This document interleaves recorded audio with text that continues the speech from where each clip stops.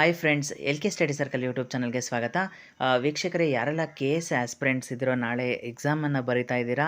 So ಯಾರೂ ಕೂಡ ಗೊಂದಲಕ್ಕೆ ಈಡಾಗಬೇಡಿ. ಎಕ್ಸಾಮನ್ನು ಪ್ರಾಪರಾಗಿ ಅಟೆಂಡ್ ಮಾಡುವಂಥ ಒಂದು ಪ್ರಯತ್ನ ಮಾಡಿ ಸ್ನೇಹಿತರೆ. ನಮ್ಮ ಪ್ರಯತ್ನನೇ ಸರಿ ಇಲ್ಲ ಅಂತಂದರೆ ಫಲಿತಾಂಶವನ್ನು ಕೂಡ ನಾವು ಸರಿಯಾಗಿ ಎಕ್ಸ್ಪೆಕ್ಟ್ ಮಾಡೋದಕ್ಕಾಗಲ್ಲ ಅನ್ನುವಂಥದ್ದು.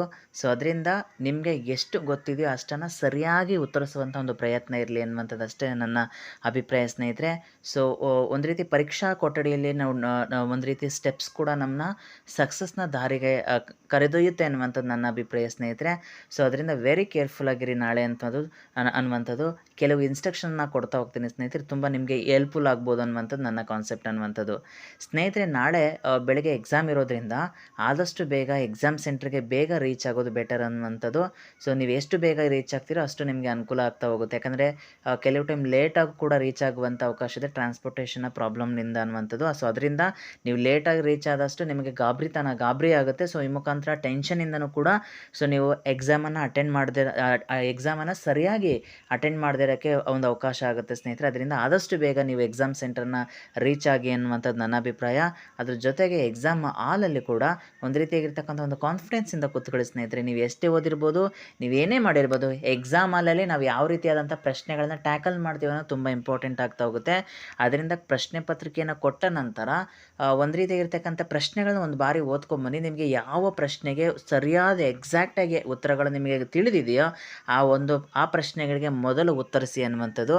ಸೊ ಇದು ತುಂಬ ಇಂಪಾರ್ಟೆಂಟ್ ಆಗಿರ್ತಕ್ಕಂಥ ಸ್ನೇಹಿತರೆ. ನೆಗೆಟಿವ್ ಅಂಕ ಇರುವುದರಿಂದ ಸೊ ಗೊತ್ತಿಲ್ಲದೆ ಇರ್ತಕ್ಕಂಥ ಪ್ರಶ್ನೆಗಳಿಗೆಲ್ಲ ಉತ್ತರ ಕೊಡ್ತಾ ಹೋದರೆ ನೀವು ಮಾರ್ಕನ್ನು OM ಶೀಟಲ್ಲಿ ಮಾರ್ಕನ್ನು ಮಾಡಿದ್ರೆ ಸೊ ನಿಮಗೆ ಎಕ್ಸಾಕ್ಟಾಗಿ ಗೊತ್ತಿರ್ತಕ್ಕಂತಹ ಉತ್ತರಗಳಲ್ಲೂ ಕೂಡ ನಿಮ್ಮ ಮಾರ್ಕ್ಸನ್ನು ಕಳೆದುಕೊಳ್ಳುವಂಥ ಅವಕಾಶ ಇದರಿಂದ ವೆರಿ ಕೇರ್ಫುಲ್ಲಾಗಿ ಅಟೆಂಡ್ ಮಾಡ್ತಾ ಹೋಗಿ ಕ್ವಶನ್ ಪೇಪರ್ ಅನ್ನುವಂಥದ್ದು. ಫಸ್ಟು ಗೊತ್ತಿರ್ತಕ್ಕಂತಹ ಪ್ರಶ್ನೆಗಳಿಗೆ ಉತ್ತರಿಸಿ.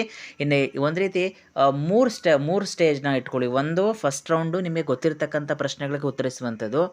ಎರಡನೇ ರೌಂಡಲ್ಲಿ 50-50 ಅಥವಾ 75-25. ಕೆಲವು ಪ್ರಶ್ನೆಗಳಿಗೆ ನಮಗೆ ಸಂಪೂರ್ಣವಾಗಿ ಗೊತ್ತಿರಲ್ಲ. ಆ ಥರದ ಪ್ರಶ್ನೆಗಳನ್ನ ಎರಡನೇ ರೌಂಡಲ್ಲಿ ಅಟೆಂಡ್ ಮಾಡಿ ಸ್ನೇಹಿತರೆ.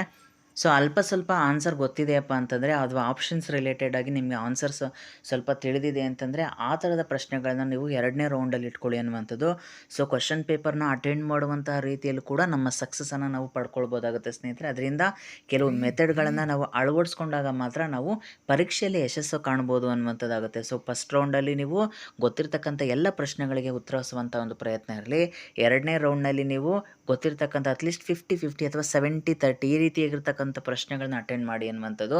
ಇನ್ನು ಮೂರನೇ ರೌಂಡಲ್ಲಿ ಎಲ್ಲೋ ಒಂದು ಕಡೆ ಒಂದು ಆಪ್ಷನ್ ಬಗ್ಗೆ ನಿಮಗೆ ಗೊತ್ತಿರ್ತೀನಿ, ಇನ್ನು 3 ಆಪ್ಷನ್ಗಳ ಬಗ್ಗೆ ನಿಮಗೆ ಲಿಂಕ್ ಇರಲ್ಲ. ಆ ಥರದ ಪ್ರಶ್ನೆಗಳನ್ನ ಅಟೆಂಡ್ ಮಾಡಿ. ಅದರಲ್ಲೂ ಕೂಡ ಕೊನೆ ರೌಂಡಲ್ಲಿ ನಿಮಗೆ ಗೊತ್ತಿದ್ದರೆ ಸ್ವಲ್ಪನಾರ ಗೊತ್ತಿದ್ದರೆ ಮಾತ್ರ ಆ ಪ್ರಶ್ನೆಗಳಿಗೆ ಅಟೆಂಡ್ ಮಾಡುವಂಥ ಪ್ರಯತ್ನ ಇರಲಿ. ಇಲ್ಲಾಂದರೆ ನೆಗೆಟಿವ್ ಮಾರ್ಕ್ಸ್ ಇರೋದರಿಂದ ಸ್ನೇಹಿತರೆ ನೀವು ಗಳಿಸಿರ್ತಕ್ಕಂಥ ಅಂಕಗಳನ್ನು ಕಳೆದುಕೊಳ್ಳುವಂಥ ಅವಕಾಶ ಇದೆ. ಅದರಿಂದ ನೆಗೆಟಿವ್ ಇರುವಂತಹ ಒಂದು ಕ್ವಶನ್ ಪೇಪರ್ನ ಅಟೆಂಡ್ ಮಾಡುವಂಥ ರೀತಿಯನ್ನು ನಾವು ತಿಳಿತಾ ಹೋಗಬೇಕಾಗುತ್ತೆ ಅನ್ನುವಂಥದ್ದು. ಸೊ ಅದು ತುಂಬ ಇಂಪಾರ್ಟೆಂಟ್ ಆಗುತ್ತೆ ಸ್ನೇಹಿತರೆ.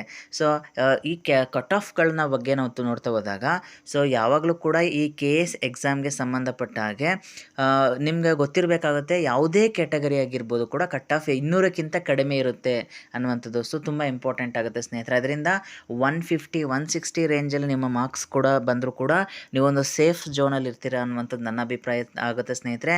ಇಲ್ಲಿ 200 ಅಂಕ ಗಳಿಸೋದು ತುಂಬ ಕಷ್ಟಕರವಾಗಿರುತ್ತೆ. ಈ ಪೇಪರ್ ಅನ್ನುವಂಥದ್ದು ತುಂಬ ಈಸಿಯಾಗಿರೋದಿಲ್ಲ ಅನ್ನುವಂಥದ್ದು. ಸೊ ಅದರಿಂದ ಕೇರ್ಫುಲ್ಲಾಗಿ ಪ್ರಶ್ನೆ ಪತ್ರಿಕೆಯನ್ನು ಅಟೆಂಡ್ ಮಾಡಿ ಗೊತ್ತಿರ್ತಕ್ಕಂತಹ ಪ್ರಶ್ನೆಗಳಿಗೆ ಉತ್ತರಿಸುವಂಥದ್ದಿರ್ಬೋದು. ಸೊ ಈ ರೀತಿ ಇರತಕ್ಕಂತಹ ಸ್ಟೆಪ್ಸ್ಗಳನ್ನ ತೊಗೊಂಡಾಗ ನಾವು ಸಕ್ಸಸ್ಸನ್ನು ಪಡಿಬೋದು ಅನ್ನುವಂಥದ್ದು. ನಿಮ್ಮ ಟಾರ್ಗೆಟ್ 160 ಅಥವಾ 180 ಗಂಟೆ ಇರಬೇಕಾಗುತ್ತೆ ಸ್ನೇಹಿತರೆ. ನೆಗೆಟಿವ್ ಮಾರ್ಕ್ಸ್ ಇರೋದ್ರಿಂದ ಕೇರ್ಫುಲ್ಲಾಗಿ ಅಟೆಂಡ್ ಮಾಡಿ ಅನ್ನುವಂಥದ್ದು. ಪೇಪರ್ 2 ತುಂಬ ಇಂಪಾರ್ಟೆಂಟಾಗಿ ಡಿಸೈಡಿಂಗ್ ಫ್ಯಾಕ್ಟರ್ ಆಗುತ್ತೆ ಸ್ನೇಹಿತರೆ. ಅದರಿಂದ ಪೇಪರ್ 1 ಮತ್ತು ಪೇಪರ್ 2 ಅಟೆಂಡ್ ಮಾಡುವಾಗ ಕೆಲವು ಟ್ರಿಕ್ಸನ್ನು ನೀವು ಬಳಸಲೇಬೇಕಾಗುತ್ತೆ ಅನ್ನುವಂಥದ್ದು. ಈ ಮುಖಾಂತರ KS ಪರೀಕ್ಷೆಯನ್ನು ಯಾರೆಲ್ಲ ನಾಳೆ ಪ್ರಿಲಿಮಿನರಿ ಎಕ್ಸಾಮನ್ನು ಬರೀತಾ ಇದ್ದೀರೋ ಸೊ ನೀವು ಯಾವುದೇ ರೀತಿಯಾದಂತಹ ಇಷ್ಟು ಜನ ಅಟೆಂಡ್ ಮಾಡ್ತಾ ಇದ್ದಾರೆ ಅಥವಾ ಕ್ವಶನ್ ಪೇಪರು ಲೀಕ್ ಆಗಿರ್ಬೋದು ಅಥವಾ ಆಲ್ರೆಡಿ ಭ್ರಷ್ಟಾಚಾರ ನಡೆದಿರ್ಬೋದು, ಈ ರೀತಿ ಇರ್ತಕ್ಕಂಥ ಅಂಶಗಳನ್ನ ತಲೆಯಿಂದ ತೆಗೆದು ಸ್ನೇಹಿತರೆ ಸೀರಿಯಸ್ ಆಗಿ ತೊಗೊಂಡು ಎಕ್ಸಾಮನ್ನು ಅಟೆಂಡ್ ಮಾಡಿ. ಸೊ ಸಕ್ಸಸ್ ಅನ್ನುವಂಥದ್ದು ನಿಮ್ಮ ಒಂದು ಹಾರ್ಡ್ ವರ್ಕ್ ಮತ್ತು ಒಂದು ಸ್ಮಾರ್ಟ್ ವರ್ಕ್ ಮೇಲೆ ಡಿಪೆಂಡ್ ಆಗಿರುತ್ತೆ. ಸೊ ಪ್ರಯತ್ನ ಅಷ್ಟೇ ನಮ್ಮದಾಗಿರಬೇಕು, ಪ್ರತಿಫಲ ದೇವರದು ಅನ್ನುವಂಥದ್ದು ನನ್ನ ಅಭಿಪ್ರಾಯ ಸ್ನೇಹಿತರೆ. ಅದರಿಂದ ಎಲ್ಲರೂ ಕೂಡ ಪ್ರಾಮಾಣಿಕ ಒಂದು ಪ್ರಯತ್ನ ಮಾಡಿ, ಎಲ್ರಿಗೂ ಕೂಡ ಒಳ್ಳೆಯದಾಗಲಿ ಅನ್ನುವಂಥದ್ದು ನನ್ನ LK ಸ್ಟಡಿ ಸರ್ಕಲ್ ಯೂಟ್ಯೂಬ್ ಚಾನಲ್ನ ಒಂದು ಆಶಯ. ಸುಮಾರು ಎಸ್ ಎಕ್ಸಾಮ್ಗೆ ಸಂಬಂಧಪಟ್ಟ ಕೆಲವು ರೀಸೆಂಟ್ ಆಗಿರ್ತಕ್ಕಂಥ ಸುಮಾರು ವೀಡಿಯೋಗಳನ್ನ ಅಪ್ಡೇಟ್ ಮಾಡಿದ್ದೀನಿ. ಸೊ ಯಾರೇನೂ ನೋಡಿಲ್ಲ ಅದನ್ನು ನೋಡಿ ಅಂತ ಹೇಳ್ತಾ, ಸೊ ಅದು ಕೂಡ ನಿಮ್ಮ ನಾಳಿನ ಎಕ್ಸಾಮ್ಗೆ ಅನುಕೂಲ ಆಗುತ್ತೆ ಅನ್ನುವಂತಹ ಒಂದು ದೃಷ್ಟಿಕೋನದಲ್ಲಿ ಹೇಳ್ತಿದ್ದೀನಿ ಸ್ನೇಹಿತರೆ. ಸೊ ಯಾರೇನು LK study circle YouTube channel subscribe ಮಾಡಿಲ್ಲ, ದಯವಿಟ್ಟು ಸಬ್ಸ್ಕ್ರೈಬ್ ಮಾಡಿ. ಯಾರೆಲ್ಲ ನಾಳೆ KS ಎಕ್ಸಾಮನ್ನು ಬರೀತಿದೆ ಅವರಿಗೆಲ್ಲ ಆಲ್ ದ ಬೆಸ್ಟ್ ಹೇಳ್ತೀನಿ ಸ್ನೇಹಿತರೆ. ಯಾರೆಲ್ಲ ಈ ವಿಡಿಯೋ ನೋಡಿದವರಿಗೆ ಧನ್ಯವಾದಗಳು. Thank you so much.